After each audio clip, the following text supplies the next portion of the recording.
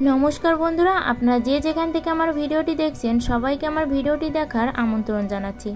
आजके आपनादेर संगे शेयर करब साबुदानार दुटी असाधारण पुष्टिकर मजादार और स्वास्थ्यकर रेसिपि जा थेके बाच्चारा पर्याप्त परिमाणे प्रोटीन कार्बोहाइड्रेट क्यालसियाम एनार्जी एबं अन्यान्य भिटामिन मिनारेल्स पर्याप्त परिमाणे पेये जाबे যা একটি বাড়ন্ত বয়সী বাচ্চার ওজন বৃদ্ধি করতে, হাড় শক্ত করতে, পেশি শক্ত করতে, কোষ্ঠকাঠিন্য দূর করতে, এমনকি বাচ্চাদের শরীরে রক্ত সঞ্চালনেও গুরুত্বপূর্ণ ভূমিকা রাখবে।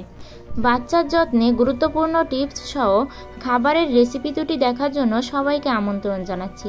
তাহলে আর কথা না বলে চলে যাই মূল রেসিপিতে। শুরুতেই আমি এখানে কিছুটা পরিমাণ সাবুদানা নিয়ে নিলাম, আর এবার এই সাবুদানাগুলোকে আমি খাবার বিশুদ্ধ জল দিয়ে ধুয়ে নেব, আর ধুয়ে জলটা আমি ফেলে দেব। তারপর আমি খানিকটা সময় সাবুদানাগুলোকে ভিজিয়ে রাখবো। আপনারা চাইলে গরম জলেও ভিজাতে পারেন, তাহলে রান্নার ক্ষেত্রে একটু তাড়াতাড়ি হয়ে যাবে। আর এবার আমি জল সহ সাবুদানাটা কড়াইয়ে দিয়ে দিলাম, দিয়ে আমি খুব সুন্দর করে এই সাবুদানাগুলোকে ফুটিয়ে নেব। আর এটা আপনারা বুঝবেন কি করে যে সাবুদানাগুলো ফোটানো হয়েছে কিনা সেটা এবার বলে দিই। যতক্ষণ না পর্যন্ত সাবুদানার রং জলের মতো রং না হবে ততক্ষণ আপনারা সেদ্ধ করতে থাকবেন।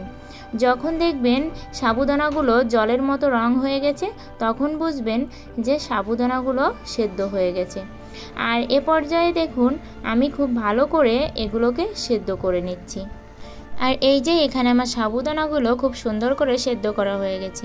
এবার চলে যাই প্রথম রেসিপিতে। প্রথম রেসিপির জন্য আমি এখানে একটি কলা নিয়ে নিয়েছি, আর কলাগুলো একটি কাঁটা চামচের সাহায্যে সুন্দর করে ম্যাশ করে নেব। যেহেতু বাচ্চাদের খাবার স্লাইস করার থেকে একটু ম্যাশ করে নিলেই কিন্তু বাচ্চারা বেশি পছন্দ করবে। আর যে সকল বাচ্চারা ফল খেতে চায় না তাদের জন্য কিন্তু এটা প্লাস পয়েন্ট। তারা এটা ম্যাশ করে নিলে বাচ্চা বুঝতেই পারবে না যে তারা ফল খাচ্ছে নাকি অন্য কিছু খাচ্ছে। আর কলার গুণাগুণ তো বলে শেষ করার মতো নেই। কলাতে কিন্তু প্রচুর পরিমাণে পুষ্টি উপাদান থাকে, যেটা বাচ্চার জন্যে খুবই উপকারী। আর এবার এই যে সেদ্ধ করা সাবুদানাগুলোকে আমি কিছুটা সাবুদানা একটি বাটিতে নিয়ে নিলাম, আর এই সাবুদানার ভেতরে আমি এই ম্যাশ করা কলাটা খুব সুন্দর করে দিয়ে দেব। দিয়ে আমি এই সাবুদানার সঙ্গে আর এই কলার সঙ্গে খুব সুন্দর করে মিশিয়ে নেব। আর এখানেই আমার প্রিয় বন্ধুদের বলতে চাই, আমার ভিডিওটি ভালো লাগলে অবশ্যই লাইক করে কমেন্টে আপনাদের মতামত জানাবেন, আর আমার চ্যানেলটি সাবস্ক্রাইব করে পাশের ঘন্টাটি বাজিয়ে অল অপশনে সেট দিয়ে রাখবেন। তাহলে আমি যখনই নতুন ভিডিও আপলোড করব আপনাদের কাছে আগেই নোটিফিকেশন চলে যাবে। আর এবার দেখুন আমার এই কলার সঙ্গে সাবুটা খুব সুন্দর করে মেশানো হয়ে গেছে। আর এবার এই কলা আর সাবুর ভেতরে আমি কিছুটা পরিমাণে গরুর দুধ অ্যাড করব। আপনাদের বাচ্চা যদি গরুর দুধ খেতে অভ্যস্ত না থাকে তাহলে আপনারা এখানে ফর্মুলা দুধটাও দিতে পারেন। আমার বাচ্চা যেহেতু 1 বছরের বেশি বয়স ও গরুর দুধ খেতে অভ্যস্ত, তাই আমি এখানে কিছুটা পরিমাণ গরুর দুধ দিয়ে নিলাম। দেখুন বন্ধুরা, সাবুদানাতে কিন্তু তেমন কোনো পুষ্টি উপাদান নেই, তাই যদি শুধু আপনি সাবুদানার ভিতরে চিনি দিয়ে বাচ্চাকে খাওয়ান তাহলে কিন্তু তাতে বাচ্চার ক্ষতি করাই হবে, কোনো উপকারী হবে না।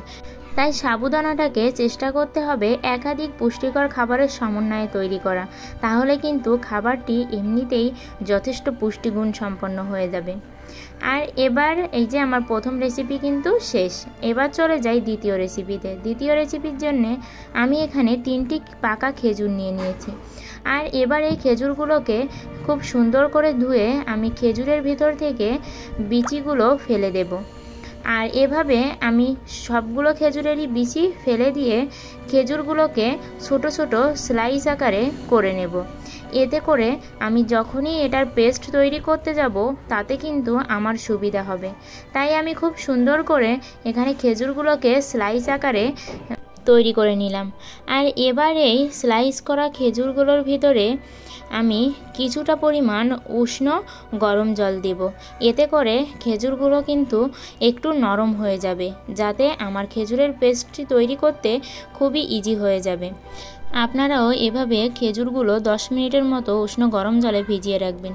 এবার আমি একটি পাত্রে সেই সেদ্ধ করা সাবুদানা নিয়ে নিলাম, আর এবার এই সাবুদানার ভেতরে আমি এখানে খেজুরের পেস্টটি দিয়ে দেব। আর এই খেজুরের পেস্ট কিন্তু আমি হাতেই তৈরি করেছি, অল্প খেজুর এই কারণে।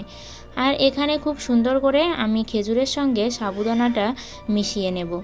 আর দেখে কিন্তু বোঝাই যাচ্ছে না যে এটা খেজুরের গুড় নাকি খেজুরের পিউরি। আর এই খেজুরের পিউরিটা দেওয়ার ফলে কিন্তু এটা ন্যাচারালি মিষ্টি হয়ে যাবে, তাই আলাদা করে আর মিষ্টি দেওয়ার কোনো প্রয়োজন নেই।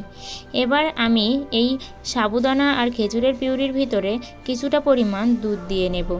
আর আগেই বলি, সাবুদানা কিন্তু কোষ্ঠকাঠিন্য দূর করে, কিন্তু যদি আপনার বাচ্চার দুধ খেতে অভ্যস্ত না থাকে তাহলে আপনারা এই দুটো রেসিপি দুধটা স্কিপ করে যেতে পারেন। আর এবার আমি এখানে দুধ দিয়ে খুব সুন্দর করে মিশিয়ে নেব।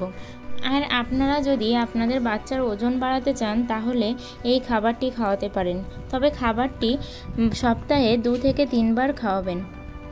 আর এই খাবার দুটি আপনারা বাচ্চাদের সকাল, দুপুর এবং রাতের প্রধান খাবার হিসেবেও দিতে পারেন। তাহলে আজকের ভিডিওটি এ পর্যন্তই।